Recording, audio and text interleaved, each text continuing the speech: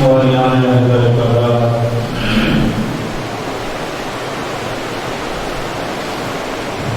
سارے سوال کی مجلس ہے، برسی ہے سید بزرگوار کی، تو میں سارے سوال کو سارے سوال کے عنوان سے ہی اسی سلسلے سے آپ کی خدمت میں گفتگو کرنا چاہوں گا۔ ایک مزاج بن چکا ہے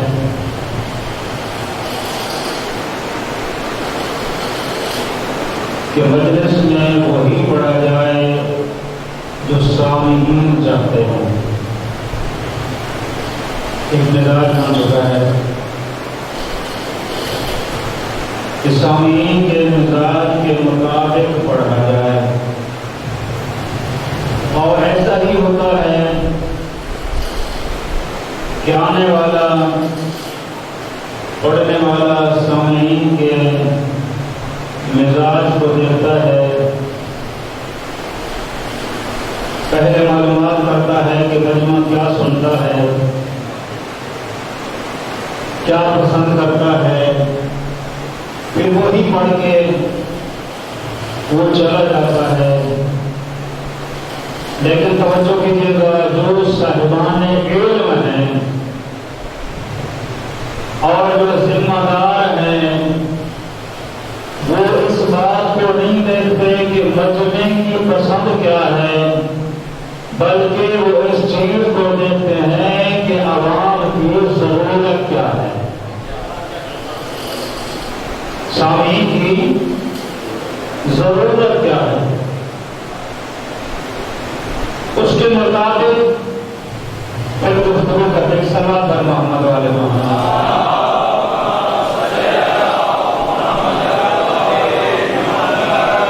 ایک دانا حکیم جو سمجھتا ہے کہ میرا جو مریض ہے اسے کس دوا کی ضرورت ہے، اگرچہ مریض اس دوا کو پسند نہ بھی کرے، لیکن پھر بھی جو عقل مند حکیم ہے وہ دوا اسے دیتا ہے۔ میرے بھائیو، دنیا کے حکیم آپ کے بدن اور جسم کا علاج کرتے ہیں، لیکن باب مدینہ العلم کے بھیک مانگنے والے مذہب اہل بیت کے علماء آپ کے روح کا علاج کرتے ہیں۔ چونکہ انسان مرکب ہے جسم اور روح سے، اللہ نے انسان کو بنایا ہے جسم اور روح سے۔ جسم فانی ہے، روح کو فنا نہیں ہے۔ جسم جو ہے وہ مادی ہے، روح نور ہے۔ قل الروح من امر ربی، روح ایک امر پروردگار ہے۔ تو جسم فانی ہے اور روح جو ہے وہ نور ہے۔ ہم سمجھتے ہیں کہ جسم اور روح کے تعلق کو زندگی کہتے ہیں اور اس تعلق کے ٹوٹنے کو موت کہتے ہیں، لیکن ہمارے ائمہ تحریر نے بتایا کہ یہ سوچ غلط ہے، یہ سوچ غلط ہے کہ جسم اور روح کے تعلق کو زندگی کہتے ہیں اور روح کے تعلق کے ٹوٹ جانے کو موت کہتے ہیں۔ فرمایا ایسا نہیں ہے، بلکہ کئی ایسے ہیں جو منو مٹی کے نیچے دب چکے ہیں لیکن پھر بھی زندہ ہیں۔ منو مٹی کے نیچے آ چکے ہیں لیکن پھر بھی زندہ ہیں۔ کیوں؟ اس لیے کہ جو زندگی کا مقصد تھا انہوں نے مقصد کے مطابق زندگی گزاری، اور معصومین نے فرمایا الناس وقاء فاہر العلم احیاء، لوگ مر جاتے ہیں اہل علم زندہ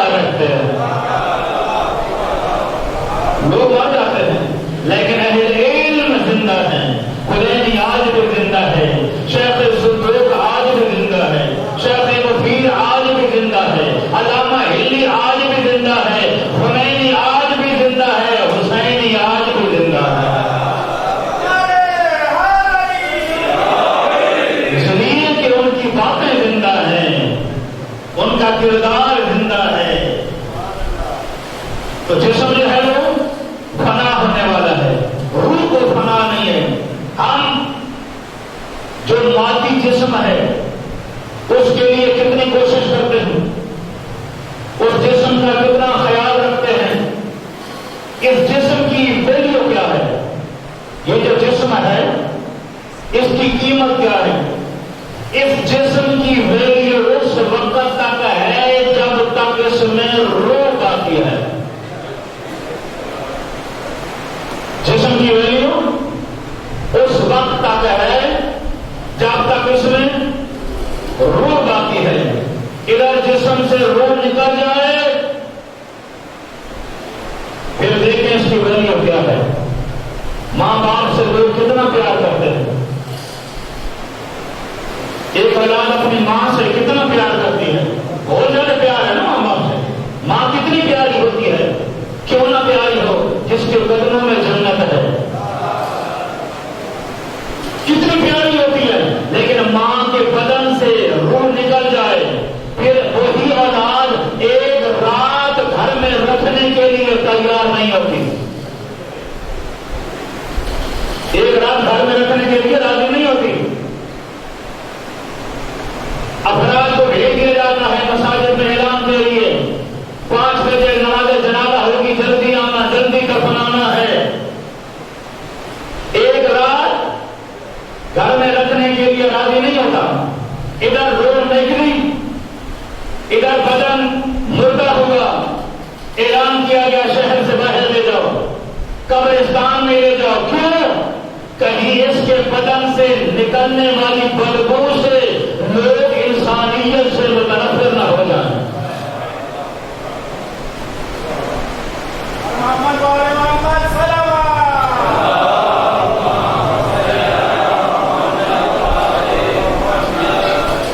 کہیں اس کی بدبو سے لوگ متنفر نہ ہو جائیں انسانیت سے، جلدی دفنایا جاتا ہے، کیونکہ اگر گھر میں رکھا تو لاش پھٹ جائے گی، جب لاش پھٹ جائے گی بدبو پیدا ہوگی، جب بدبو پیدا ہوگی تو لوگ انسانیت سے متنفر ہو جائیں گے۔ تو پتہ چلا دفن کرنے میں بھی انسان کی عظمت شامل ہے، انسان کے دفن کرنے میں بھی عظمت انسان ہے۔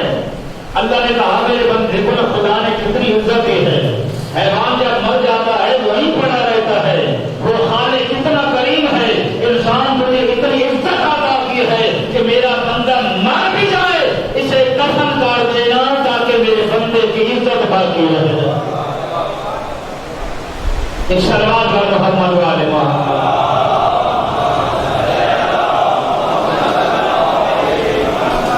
اس جسم کا ہم کتنا خیال کرتے ہیں، جو مادی جسم ہے، جسم پر جب غرق و غبار آ جاتا ہے فوراً انسان اسے ہٹانے کی کوشش کرتا ہے، پسینہ زیادہ آ جاتا ہے فوراً نہانے کی کوشش کرتا ہے، کپڑے میلے ہو جاتے ہیں کپڑے تبدیل کرتا ہے، جوتے میلے ہو جاتے ہیں صاف کرتا ہے، پالش کرتا ہے۔ تو جو مادی جسم ہے اس کے لیے اتنی کوشش ہے۔ اے انسان کب سوچا ہے تیرے روح پر گناہوں کے کتنے دھبے لگ چکے ہیں؟ کبھی سوچا ہے تیرے روح پر گناہوں کے کتنے دھبے آ چکے ہیں؟ تیرا روح جو ہے وہ کتنا قصیب ہو چکا ہے، وہ کتنا مہربان ہے پروردگار۔ اس اللہ نے جسم کو بھی محتاج بنا دیا غذا کا اور روح کو بھی غذا کا محتاج بنایا۔ جسم کی غذا چاہتا ہے، روح بھی غذا چاہتا ہے۔ جسم کی غذا کے بھی اللہ نے 2 راستے بنائے اور روح کی غذا کے بھی 2 راستے بنائے۔ اگر روح کی غذا کا ایک راستہ بنا تھا اور جسم کی غذا کے 2 راستے ہوتے تو بندہ بہانہ بنا سکتا تھا پروردگار جسم کی غذا کے چونکہ 2 راستے تھے، جسم موٹا ہو گیا، روح کی غذا کا ایک راستہ تھا تو میرا روح کمزور ہو گیا، لیکن اللہ نے ایسا نظام بنایا جسم کی غذا کے بھی 2 راستے، روح کی غذا کے بھی 2 راستے۔ جسم کی غذا کے راستے کون سے؟ ایک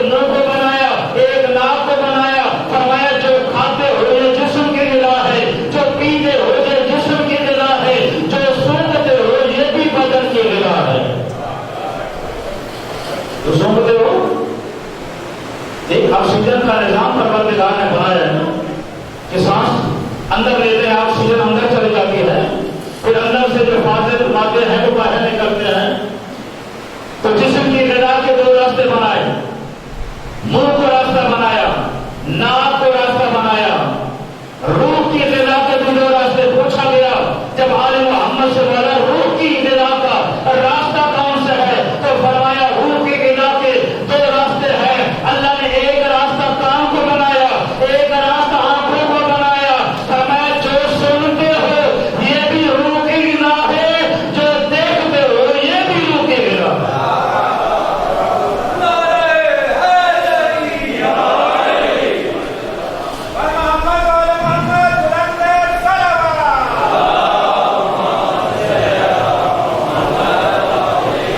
جو دیکھتے ہو یہ بھی روح کی غذا ہے جو دیکھتے ہو یہ بھی روح کی غذا ہے جسم کی غذا کے لیے کتنا خیال رکھا جاتا ہے اگر خوراک گندی ہو تو انسان استعمال کرتا ہے گندی غذا نہیں استعمال کرتا بدبودار ہو نہیں استعمال کرتا گرد غبار دھواں آ جائے انسان فوراً اپنے منہ پہ ناک پہ کپڑا دیتا ہے کہیں یہ گندی غذا میرے اندر نہ چلی جائے تو میں ایک جملہ کہوں گا انسان اس بدن کی غذا کے لیے 1000 مرتبہ سوچتا ہے کہ کہیں گندی غذا اور بدبودار غذا میرے جسم میں نہ چلی جائے اس روح کو غذا دینے کے لیے کبھی سوچا ہے کہ میں کیا سن رہا ہوں اور کیا دیکھ رہا ہوں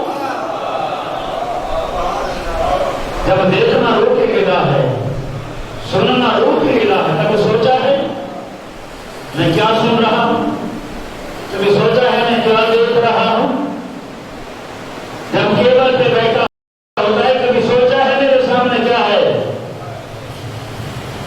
جب 2 بجے رات کا کہ فیس بک کے پیج کھولتا ہے کبھی سوچا ہے یہ کون سا پیج میں نے کھولا ہے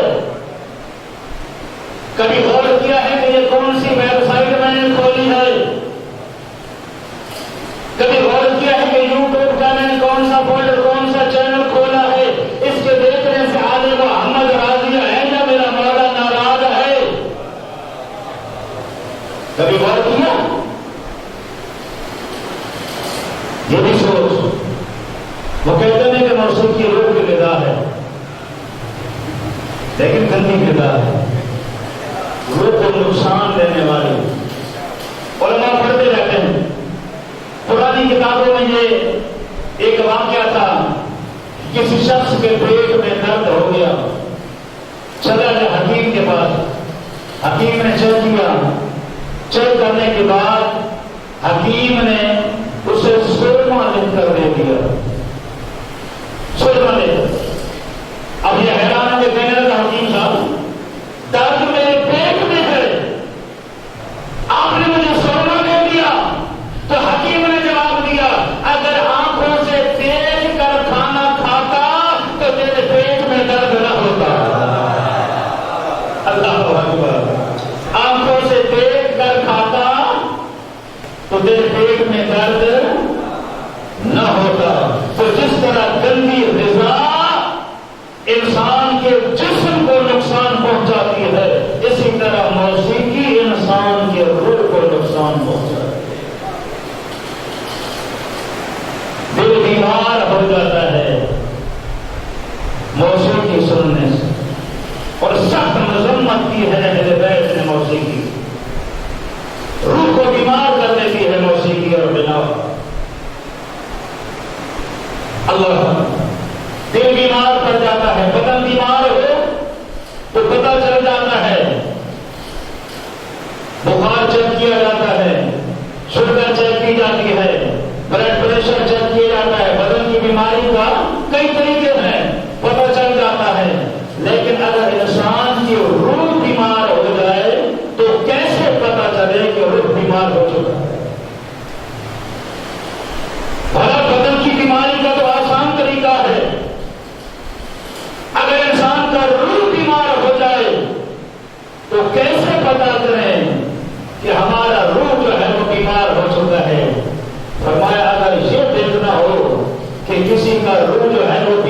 ہو چکا ہے، تو یہ دیکھو اگر عبادت میں مزہ نہ آ رہا ہو تو سمجھ لو تمہاری روح بیمار ہو چکی ہے۔ اگر عبادت میں لطف ختم ہو جائے، نماز پڑھنے میں مزہ نہ آ رہا ہو، 1 منٹ میں نماز تمام کر کے چلا جائے، تلاوت قرآن کرنے کو دل نہ چاہتا ہو، روزہ رکھنے کو دل نہ چاہتا ہو، فاطمہ کی کنیل ہے، مجلس حسین میں آتی ہے، باتیں کر کے چلی جاتی ہے، سننے کو دل نہیں کرتا، وہ بیمار ہو چکا ہے۔ زہرا کی کنیل ہے، آئی ہے گھر سے مجلس سننے کے لیے، لیکن باتیں کر کے چلی جاتی ہے اور جاتے ہوئے گیٹ سے تبرک لے جاتی ہے، لیکن مجلس کو سننا گوارا نہیں کرتی، اس کی روح بیمار ہو چکی ہے۔ فرمایا دیکھو اگر عبادت میں مزہ ختم ہو جائے تو سمجھ لو تمہاری روح بیمار ہو چکی ہے۔ جلدی جلدی نماز پڑھتا ہے، روح بیمار ہے،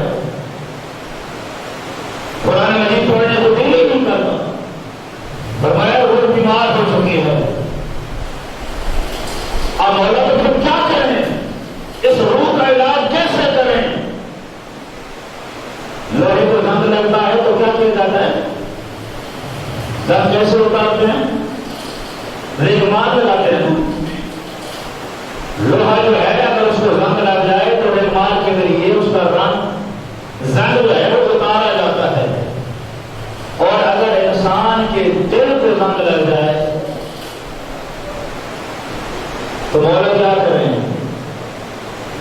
کوئی لاہور کی مارکیٹوں میں ایسا ریگمال ہے جو انسان کے روح کو صاف کر لے؟ کوئی ہے ایسا؟ مال روڈ پہ، ہال روڈ پہ، کسی مارکیٹ کسی بنانے سے مل جائے ایسا ریگمال جو انسان کی روح کو صاف کرے؟ نہیں ملے، تو مولا کیا کریں کہ ہمارا روح جو ہے وہ صاف ہو جائے، ہماری روح پاکیزہ ہو جائے؟ فرمایا روح کو پاک کرنا چاہتا ہے، رات کی تاریکی میں اللہ کی بارگاہ میں بیٹھ جایا کر اپنے گناہوں پہ رونا شروع کر دیا۔ رات کی تاریکی میں اللہ کی بارگاہ میں اپنے گناہوں پہ گریا کیا، خوف خدا میں رویا کر۔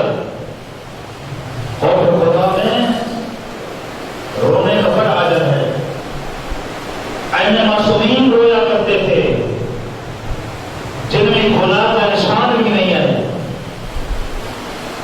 جناب سیدہ نے وصیت کی تھی مولا کائنات کو، ایک شیشی کی تھی جس میں کچھ پانی تھا کہ یاری میرے مرنے کے بعد یہ میرے کفن پہ رکھ دینا۔ مولا نے کہا کہ فاطمہ یہ کیا ہے؟ کہا یاری میں خوف خدا میں گریا کرتی ہوں، میری آنکھوں سے نکلنے والے آنسو ہیں جو میں نے شیشی میں بند کیے۔ کون کہہ رہا ہے؟ صدیقۃ الکبریٰ کہہ رہی ہے، معصومہ کہہ رہی ہے، بنت پیغمبر کہہ رہی ہے۔ فرمایا روح کو پاک کرنا چاہتا ہے، اللہ کی بارگاہ میں رات کی تاریکی میں اپنے گناہوں پہ گریا، اور اللہ سے ایمان قلبی ایمان طلب کیا کر۔ ایمان قلبی کیا ہوتا ہے؟ صرف دل میں نہ ہو، زبان پر نہ ہو، بلکہ قلب میں، دل میں اترا ہوا ایمان ہو۔ اور یہی میرا جملہ میرے مولا سجاد نے کہا تھا، الہی اللہم انی اسألک ایمانا تباشر بہ قلبی، پروردگار میں تجھ سے وہ ایمان چاہتا ہوں جو میرے دل میں موجود ہو۔ ایمان قلبی چاہتا ہوں، ایمان قلبی نہ ہو عبادتوں کا کوئی فائدہ نہیں ہے۔ اگر ایمان قلبی انسان کے پاس ہے، بڑے بڑے طوفان آ جائیں، انسان طوفانوں کا مقابلہ کر لیتا ہے۔ ایک نام سنا ہوگا عبد الملک بن مروان کا، یہ ہر وقت مسجد میں رہا کرتا تھا، بلکہ تاریخ کہتی ہے کہ اسے کہ یہ مسجد وقت ہوتا ہے، ہر وقت مسجد میں ہوتا ہے، تلاوت قرآن کرتا رہتا ہے، نمازیں پڑھتا رہتا ہے۔ جب اس کے پاس قاصد آیا اور اسے بتایا گیا کہ تمہیں مسلمانوں کا خلیفہ بنا دیا گیا ہے، تمہیں مسلمانوں کا رئیس بنایا گیا ہے، جہاں پر اس وقت یہ قرآن پڑھ رہا تھا، جہاں پر بیٹھا تھا، قرآن کو بند کیا اور قرآن کو دیکھ کر کہتے تھے اب تک تم میرے ساتھ تھا، لیکن اب کیا ہے؟ حالا فراق بینی و بینک، آج سے تیرا میرا راستہ جدا ہے۔ یہ کیا ہے؟ ایمان قلبی نہیں تھا، اور اگر ایمان قلبی ہو پھر بڑے بڑے طوفانوں کا انسان مقابلہ کر لیتا ہے۔ اب ایمان قلبی کے لیے ہمیں کیا کرنا چاہیے؟ اس سارے سوال کی وجہ سے تو 4 جملے میں ہدیہ کرنا چاہتا ہوں۔ ایمان قلبی کیسے پیدا ہو، کیسے پیدا کریں، کیسے حاصل کریں؟ ایمان قلبی ہمیں مل جائے۔ معصوم نے فرمایا اگر ایمان قلبی چاہتا ہے تو پہلا کام کر حلال روزی کمایا کر اور حلال کھایا کر، حلال کما اور حلال کھا۔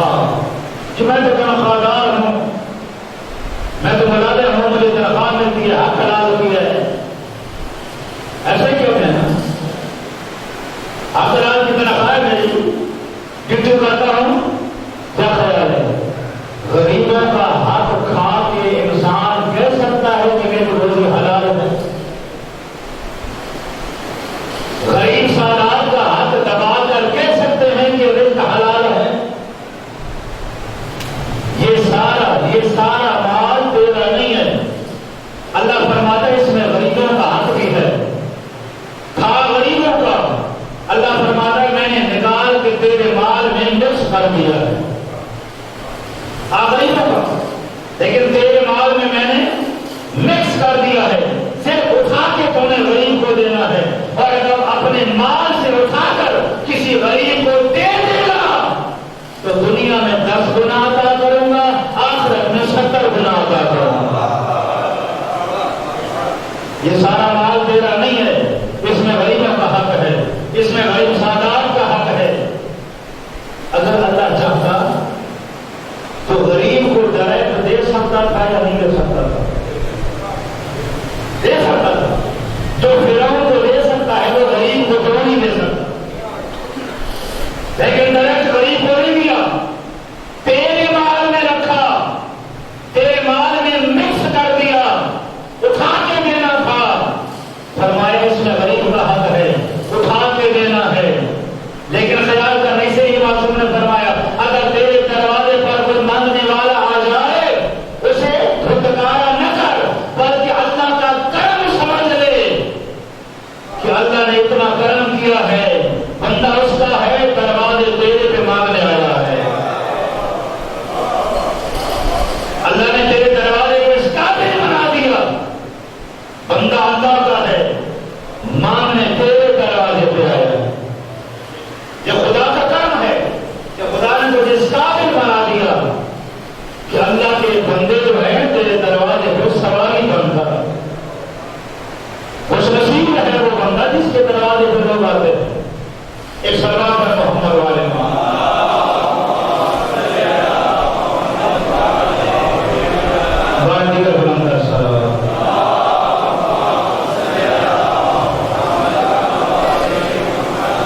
ایمان قلبی چاہتا ہے تو حلال۔ اچھا ایک اور بات،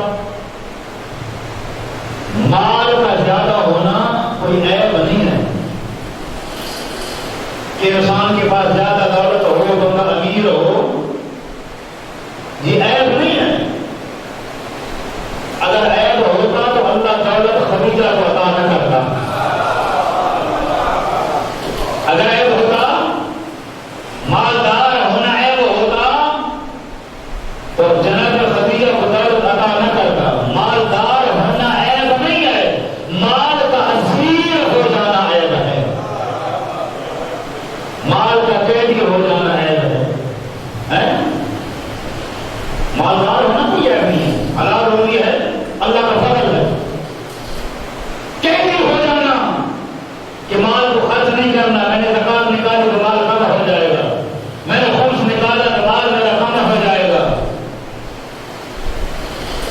اللہ ہمارے مذہب کے عالم دین بول رہے ہیں، ان کی ایک کتاب ہے علم اخلاق کی عروج و سعادت، تو ہم نے اپنے طالب علمی دور میں پڑھی تھی، آج کل کے مدارس میں علم اخلاق کے طور پر پڑھائی جاتی ہے، ملا احمد نراقی کی لکھی ہوئی۔ یہ ملا احمد نراقی، انہوں نے اس میں ایک تقوی کا باب ذکر کیا ہے، تقوی کا فضائل، تقوی کیا ہے، تقوی کی فضیلتیں، تقوی کی تعریفیں۔ ایک درویش نے اس کتاب کو پڑھا، تقوی کے بارے میں پڑھا، ملا احمد نراقی نے بڑا تقوی کے بارے میں لکھا ہے، اس کے دل میں شوق پیدا ہوا ملاقات کے لیے، ملا احمد نراقی کی ملاقات کے لیے، اپنا علاقہ چھوڑ کر ایران میں کاشان میں آیا ملا احمد نراقی کے پاس۔ ملا احمد نراقی مالدار انسان تھے، یعنی مولویوں میں سے امیر عالم دین تھے، مال مویشی بہت زیادہ تھا، پیسہ بہت زیادہ تھا، بھیڑ بکریاں، گوسفند، گائے، بہت زیادہ مال تھا۔ جب یہ درویش ملنے کے لیے آیا، پہلے تو یہ حیران رہ گیا کہ وہ عالم دین اس نے اتنا تقوی کے بارے میں لکھا، یہ کیا اتنا مال، اتنا پیسہ، اتنی دولت۔ ایک دفعہ چکرا گیا، کیونکہ ہم سمجھتے ہیں نا کہ وہ متقی نہیں ہوتا جس کے پاس پیسہ ہو، ہم تو یہ سمجھتے ہیں مال دنیا کا ہونا ہے وہ نہیں ہے۔ چکرا گیا، یہ کیا ہے، بیٹھ گیا۔ 3-4 دن گزارے ملا احمد نراقی کے پاس۔ ایک دن وہ درویش کہنے لگا، ملا احمد نراقی میں نے کربلا جانا ہے زیارت کے لیے، کاشان سے کربلا، جہاں عالم دین بیٹھا تھا وہیں سے اٹھا اور کہتے کہ چل میں بھی تمہارے ساتھ چلتا ہوں، چل میں بھی تمہارے ساتھ ہوں۔ درویش اٹھا، سفر کیا، 7 یا 8 کلومیٹر کا سفر طے کر لیا۔ 8 کلومیٹر طے کرنے کے بعد اس درویش نے ملا احمد نراقی سے کہا کہ بلا میرا جو کشکول ہے وہ وہیں رہ گیا ہے، آپ یہیں ٹھہرے، میں اپنا کشکول لے کے آتا ہوں۔ ملا احمد نراقی نے کہا کوئی بات نہیں یار، آپ ہی پہ لے لیں گے۔ اس نے کہا نہیں میں لے کے آؤں گا۔ ملا نے کہا چلو یار میں نیا کشکول لے کر دوں گا۔ اس نے کہا نہیں نہیں مجھے اپنا کشکول لینا ہے۔ اس کے بعد اس کی آنکھوں میں آنکھیں ڈال کر ملا احمد نراقی نے کہا بندہ خدا اتنا عرصہ میرے پاس گزارا، 4 دن میرے پاس گزارے، ابھی تک تم نے پتا نہیں چلا کہ تقویٰ کیا ہے، پرہیزگاری کیا ہے، اور تو اپنا کشکول نہیں چھوڑتا، میں سارا مال چھوڑ کے تیرے ساتھ آ گیا۔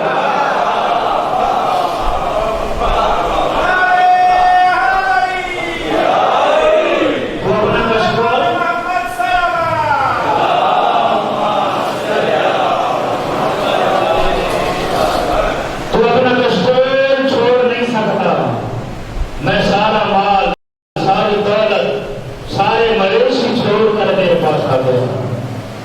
تمہاری دنیا کا ہونا عیب نہیں ہے، مال کا قیدی بن جانا یہ عیب ہے۔ تو فرمایا اگر چاہتے ہو ایمان قلبی پیدا ہو تو حلال کماؤ، حلال کماؤ، غریبوں کا حق نکالا کرو، مسکینوں کا حق ادا کیا کرو، غریب مسافرات کا حق ادا کیا کرو۔ یہ تمہیں پتہ چلے گا قیامت کے دن یا مرنے کے بعد پتہ چلے گا کہ رائے خدا میں دینے کا اجر کیا ہے۔ اگر پریشان نہیں ہے تو حدیث آپ کے سامنے عرض کر دوں میں۔ سرکار دو عالم کی بارگاہ میں ایک شخص آیا، ایک نوجوان، یا رسول اللہ چند دن پہلے میرے باپ کا انتقال ہوا، لیکن جب جان کنی کا عالم تھا تو میرے باپ کی زبان پر 3 جملے آئے تھے جو ہم نہیں سمجھ سکے۔ کائنات کے رسول نے کہا کیا جملے ہیں؟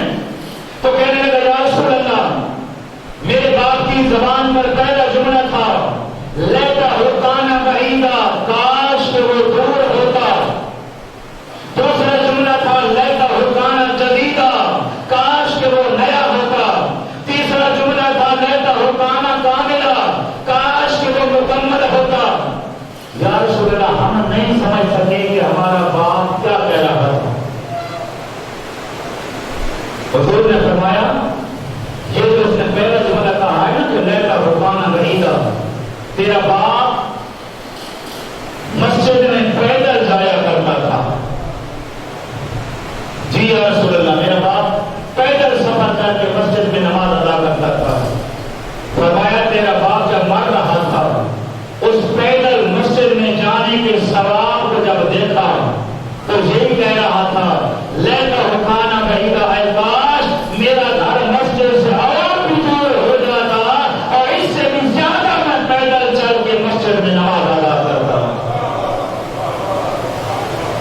مسجد کی طرف پیدل چلنے کے ثواب کو جب دیکھا کہ کاش میرا گھر اور بھی دور ہوتا تو زیادہ پیدل چل کے میں جاتا.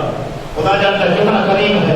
جب انسان مسجد کی طرف قدم بڑھاتا ہے نا، نماز ادا کرنے کے لیے نیت کرتا ہے اور نمازی گھر سے نکلتا ہے، وہ اتنا قریب ہے. فرشتوں سے کہتا ہے فرشتوں میری اٹھاؤ. جتنے قدم اٹھائے ہر قدم کے بدلے میں ایک ایک گناہ اس کا مٹاتے چلے گا.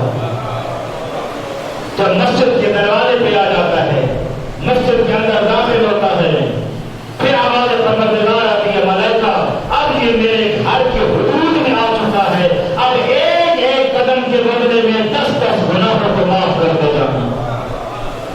جب مسجد کے اندر آ جاتا ہے اور عبادت شروع کر دیتا ہے، آواز ملائکہ کہتے ہیں پروردگار اس کے گناہ اتنے تھے، قدم قدم پہ ہم نے گناہ اٹھائے، اس کے جتنے گناہ باقی نہیں رہا، اب کیا کریں؟ آواز پروردگار آتی ہے اور میرے ملائکہ اس کے گناہ ختم ہو گئے، میری رحمت ختم نہیں ہوئی. اس کے گناہ ختم ہو گئے، میری رحمت ختم نہیں ہوئی. یہ جتنے قدم مسجد میں چلتا رہے، ہر قدم کے بدلے میں 10 درجات اس کے بلند کرتے چلے گا. باپ نے کہا تھا تو کاش میرا گھر مسجد سے اور بھی دور ہوتا. دوسرا جملہ لیتا حکانا جدیدہ، کاش کہ وہ نیا ہوتا. فرمایا میرا باپ ایک دن گلی سے آ رہا تھا، سردیوں کا موسم تھا، ایک غریب آدمی گلی میں سردی سے کانپ رہا تھا. تیرے باپ کے کاغذ پر ایک چادر تھی، پرانی چادر، وہ چادر اتار کے اس نے غریب کے جسم پر ڈالی، وہ سردی سے بچ گیا. اللہ نے اسے ثواب دے دیا. اب مرنے سے پہلے اس پرانی چادر کا ثواب دیکھا تو یہی کہہ رہا تھا کاش کہ میں نے نئی چادر غریب کو دے دی ہوتی، کاش کہ میں نے نئی چادر لے کر اسے دے دی ہوتی ہے خدا نے، تو مجھے اس سے بھی زیادہ ثواب ملتا. تیسرا جملہ لیتا حکانا کاملا، کاش کہ وہ مکمل ہوتا.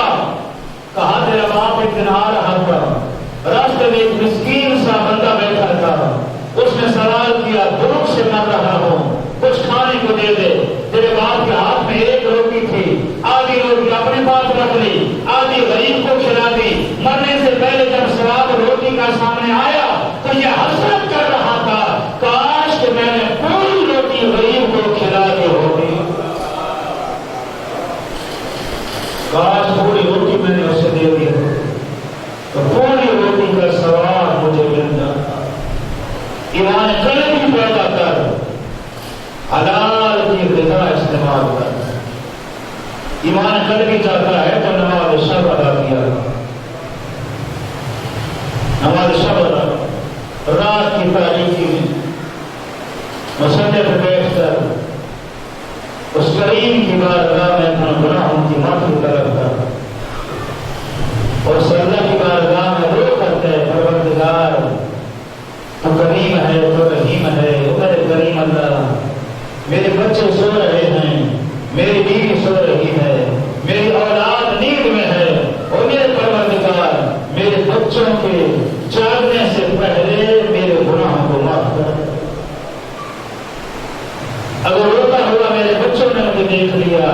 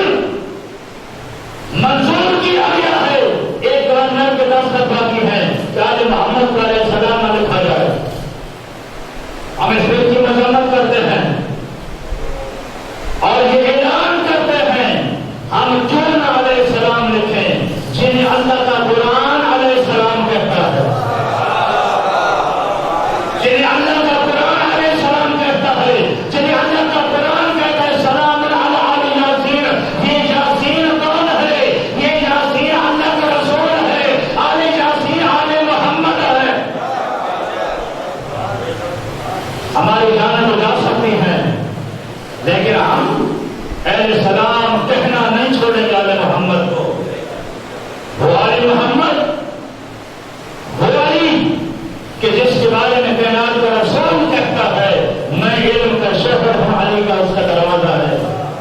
وہ علیہ السلام نہ ہو تو کیا ہو؟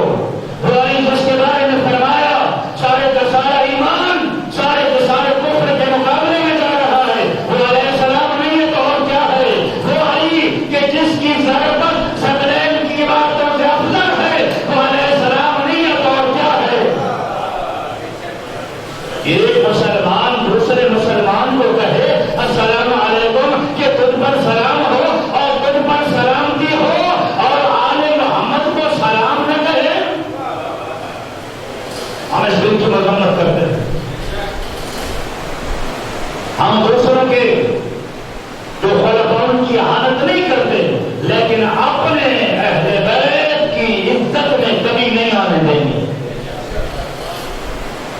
ہم ان کی احانت نہیں کرتے، وہ جانے ان کا باپ جانے. لکم دینکم ولی دین، ہمارے لیے ہمارا دین تمہارے لیے تمہارا دین. خدا کے لیے اپنے صفوں میں اتحاد پیدا کرو. ہم علی کے ماننے والے ہیں، ہماری جانیں تو جا سکتی ہیں لیکن دلوں سے علی نہیں جا سکتا. ابھی کہہ رہے تھے موت کے ڈر سے علی چھوڑ دیں، اس سے بہتر ہے کہ ہم مر جائیں. وہ زندگی کا کیا فائدہ جس زندگی میں علی نہ ہو. اللہ اکبر. جن آل محمد نے دین کو بچایا، جس آل محمد کی بیٹیوں نے اپنی چادروں کو قربان کر دیا، لیکن نانے کے دین کو بچا دیا.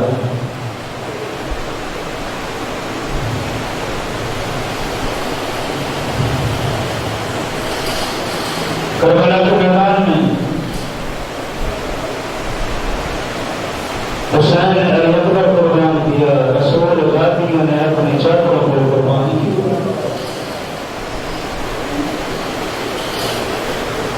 وہ ذاتی، وہ رسول ذاتی جب نانا کی قبر پہ آنے کا ارادہ کرتی تھی تو مولا کہتے تھے حسن بیٹا میری بیٹی زینب سے کہہ دو چاند کی پچھلی راتوں کا انتظار کرے،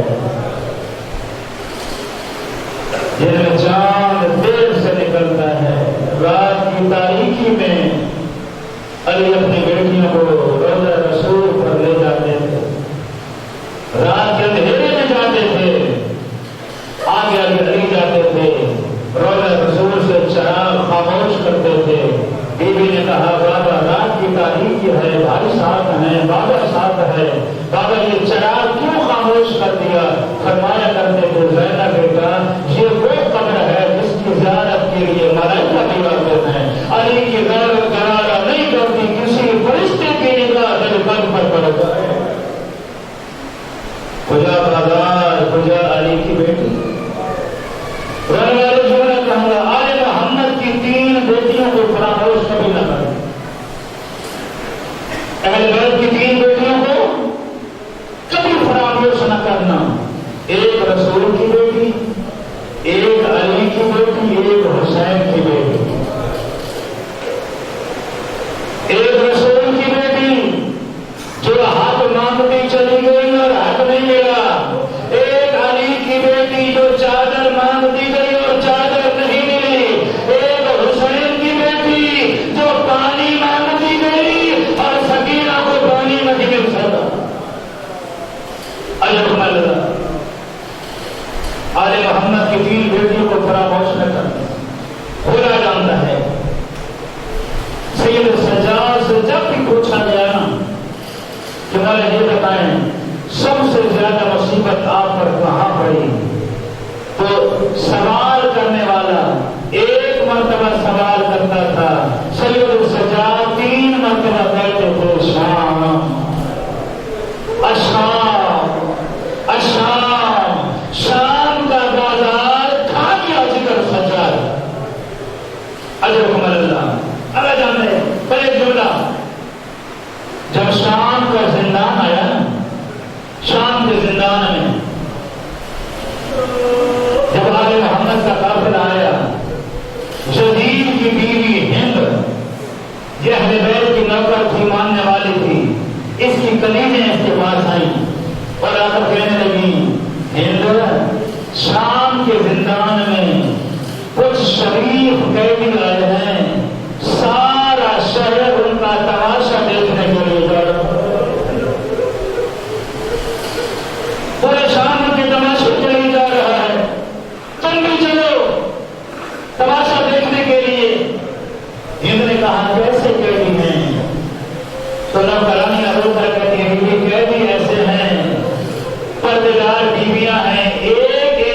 رسی میں 13 بیویاں قید ہیں، ایک رسی میں 13 خواتین قید ہیں، چھوٹے چھوٹے بچوں کے ہاتھوں میں رسیاں ہیں، اور رو کر کے بیوی بچوں کے ہاتھوں سے اندازہ ہوتا ہے کسی امیر خاندان کے ہیں، ادھر کے شام کے زندان میں آ گئے، ادھر کے شام کے زندان میں آ گئے۔ بیوی چلو، کہا کہ نہیں، مجھے میری آقا دادی نے منع کیا تھا، انہیں خبردار کبھی قیدیوں کا تماشا نہ دیکھنا، میں تماشا نہیں دیکھوں گی، تو نوکرانی کہنے کی بیوی تماشا نہ دیکھو، یہ جو زندان میں قیدی آئے ہیں نا، یہ جتنی بیویاں ہیں نا زندان میں، کسی بیوی کے سر پہ چادر نہیں ہے، بیوی تم چادریں لے لو، ان بیویوں کو چادریں دینے کے بہانے سے آ جاؤ، کہا ٹھیک ہے۔ اعلان کیا گیا کہ کل فلاں میدان میں قیدیوں کو بٹھایا جائے گا، اور جدید کی بیوی ان سے ملنے کے لیے آئے گی، جدید کے محل سے لے کر شام کے زندان تک کناتوں کو لگایا گیا۔ جب کناتیں لگی نا، جناب ام کلثوم نے اپنی عالیہ بہن کا کندھا ہلایا اور رو کر کہا، زینب بہن، ان کناتوں سے، اس پردے کے اہتمام سے پتہ چلتا ہے آنے والی کوئی باعزت خاتون ہے، اس اہتمام سے پتہ چلتا ہے آنے والی کوئی باپردہ خاتون ہے۔ کہا ام کلثوم، لگتا تو ایسا ہی ہے، خدا جانتا ہے جب وہ وقت آیا، ہندا کی کرسی لگائی گئی اور ہندا کرسی پہ بیٹھی تو جناب کلثوم نے کندھا ہلایا اور رو کر کہا، بہن زینب، یہ وہی ہندا نہیں ہے جو ہمارے گھر میں جھاڑو دیا کرتی تھی، اجرکم اللہ، یہ وہی ہند ہے جو ہماری نوکرانی تھی۔ ہاں بہن وہی ہے، لیکن ابھی ہمیں تعارف نہیں کرانا۔ ہندا قریب آئی، اپنی کرسی کو اور قریب لے گئی اور رو کر کہا، بیوی مجھے یہ بتاؤ، تم میں سے اس قافلے کی سالار بیوی کون ہے؟ تم میں سے قافلے کی سالار بیوی کون ہے؟ ہر بیوی نے اشارہ کیا جہاں علی کی بیٹی بیٹھی تھی، اپنے کرسی کو اور قریب کیا اور رو کر کہا، بیوی مجھے یہ بتا دو تمہارا وطن کون سا ہے؟ تم کس علاقے سے ہو؟ تو بیوی نے کہا، تمہارا کیا تعلق ہے؟ تو کیوں پوچھنا چاہتی ہے؟ جو بھی وطن ہے، کہا میرا تعلق ہے، میں پوچھنا چاہتی ہوں، مجھے بتاؤ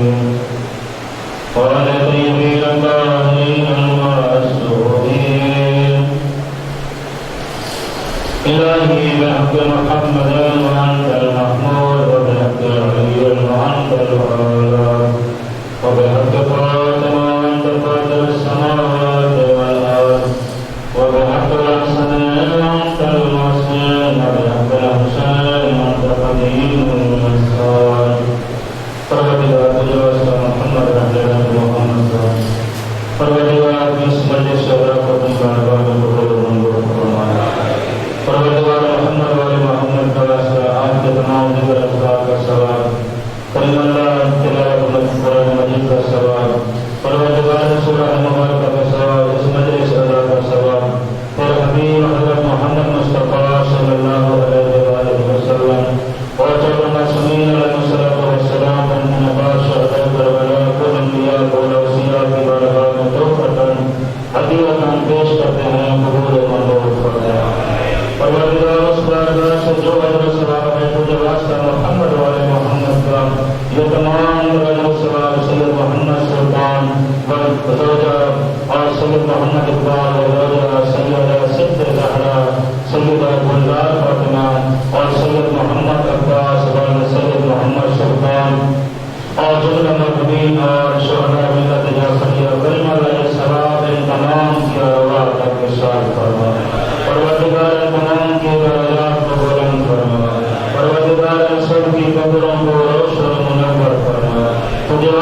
محمد والے محمد کا پروردگار ان جنت الفردوس عطا فرما، پروردگار ان کی قبر کو راحت نگاہ خوشحال فرما، پروردگار تجھے عظمت جناب زہرا کا واسطہ بالخصوص ان کے والد مرحوم سید محمد عباس زیدی کے درجات کو بلند فرما، پروردگار مرحوم کی قبر کو جنت کے باغوں میں سبار قرار فرما، پروردگار مرحوم کی قبر کو نور امامت سے روشن منور فرما، مرحوم کو لوائے حمد کا سایہ نصیب فرما اور کوثر کا جام نصیب فرما، ان تمام مرحومین سید محمد سلطان اور زوجہ سید محمد اقبال، ان کی زوجہ سیدہ صدیقہ زہرا، سیدہ گلزار فاطمہ، سید محمد عباس زیدی اور جملہ مرحومین کریم اللہ تجھے عظمت محمد و آل محمد کا واسطہ انہیں شفاعت معصومین نصیب فرما، پروردگار اپنی رحمت واسطہ کا واسطہ سید حیدر علی شاہ صاحب کی طرف سے تمام اپنی بارگاہ میں قبول فرما،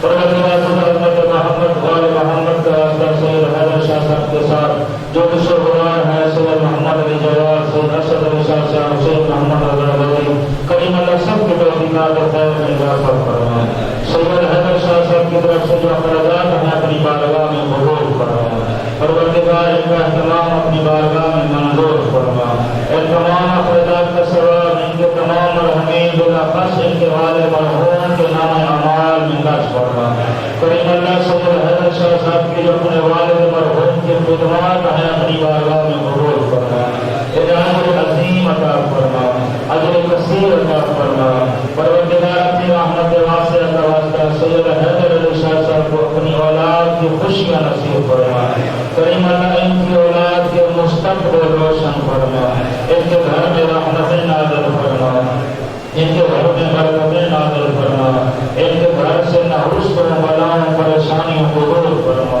سوا غم مظلوم کربلا کے ہر غم سے محفوظ فرما، تجھے واسطہ محمد والے محمد کا ان کی دین دنیا کی حاجات کو پورا فرما، کریم اللہ تمام حاضرین کی دعائیں قبول فرما، تمام عزیزان کی عبادت قبول فرما، ان تمام حاضرین کے مرحومین کے گناہوں کو معاف فرما، آج ناصر حسین مرحوم کے درجات بلند فرما، شفاعت اہل بیت نصیب فرما، پروردگار تجھے عظمت جناب زہرا کا واسطہ جن کی دعائیں ہمارے ذمہ ہیں قبول فرما، پروردگار محمد والے محمد کا واسطہ مومنین مومنات کو ان کا پاک و اتحاد عطا فرما، ہمارے دلوں سے نفرتیں دور فرما، پروردگار ہمیں اپنے علماء اپنے مراجع اپنے مجتہدین کا ادب و احترام کرنے کی توفیق عطا فرما، شہداء ملت جعفریہ کے درجات بلند فرما، پروردگار علماء اعلام کی حفاظت فرما، مراجع اعلام کی حفاظت فرما، رہبر اعظم کو طول عمر عطا فرما،